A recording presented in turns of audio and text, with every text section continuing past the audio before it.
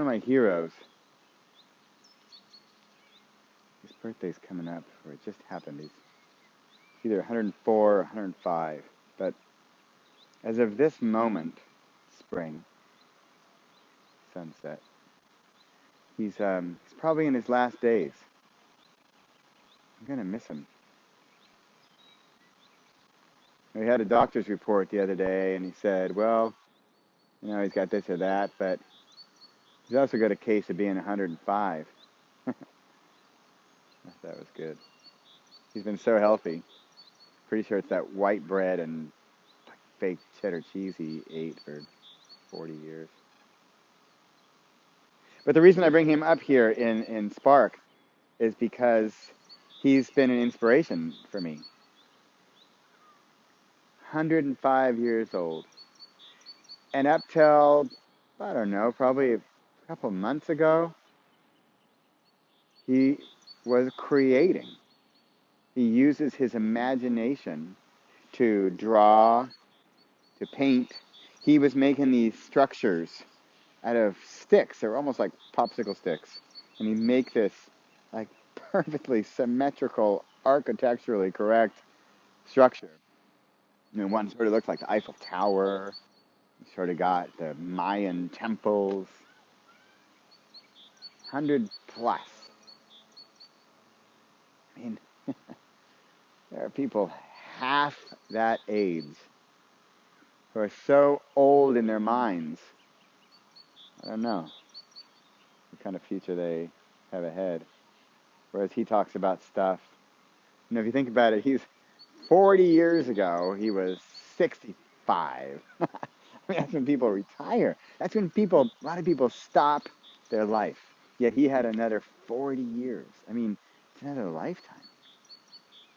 I think the secret, or at least one of them, to his health and to his long life was his creativity and his imagination and using that creativity to create.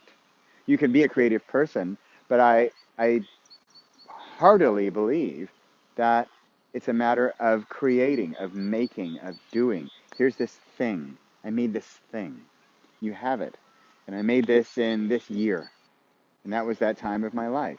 And especially that's why I want to have the kids do it. Because for them, the years are so much more clear. I mean, for somebody 105, I think, oh, did I do this when I was 82 or was I 77? No, it's all so long ago. But my kids, the difference between 10, we did our first book, and 15, now, that's like, talk about lifetimes and light years of difference.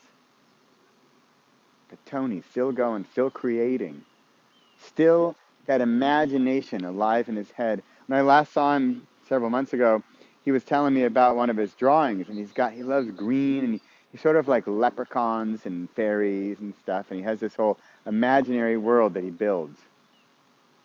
And he knows all their names and all their characteristics, and I don't know if they're real people to him, but they have personalities, and he's consistent in their drawing. He'll draw them several times.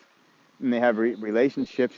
He doesn't like her, and she's mad at her because she's the queen, and she's the princess or something, and I can't even follow it all. And he's got all in his head at 100 plus, right? Did you get that? I can't follow it all. He's the one who's 105. What is that, right? What is that? Secret of long life? Is it creativity? Is it creating something? Is it making something? Is it making something out of nothing? And what does he have? He's got a blank piece of paper. He has no technology, right? I mean, not anything in the past 30, 40 years. He has no internet. He has no computer. He has no cell phone. My mom shows him a picture on an iPad of me far away, and then she says she sends it to me, and his mind is just... He doesn't have any of that. He's got pencils. He's got like old-fashioned... I mean, everything's old-fashioned with him. He's got pencil sharpeners. He's got colored pencils. He's got triangles. There's things that you make circle. I don't even know what they're called. I don't even know what this stuff is called. And he just does it. He creates something from nothing. That's one of my goals here with Spark. I want to create something from nothing. Now, whether you're 505 or somewhere in between, what's holding us back? If this is a secret to, did I mention he was happy? Did I mention he was just like joyous and giggly and laughy and jokey and light and fun and funny? Could that be it? Creating stuff, using our imaginations and putting it down on paper or whatever your medium is. You're making songs or art or words or what is it? What's that core that he's letting out? Like an exhaust pipe that's clearing out. And he lets it go and he sees what happens. And we get to enjoy it. Here's a couple words on Tony for you. I hope he inspires you. I've written about him in my books quite a bit. He sure inspires me. I wish you well, Tony. But I mean, the earth is gonna miss an angel, but the heavens are gonna get one.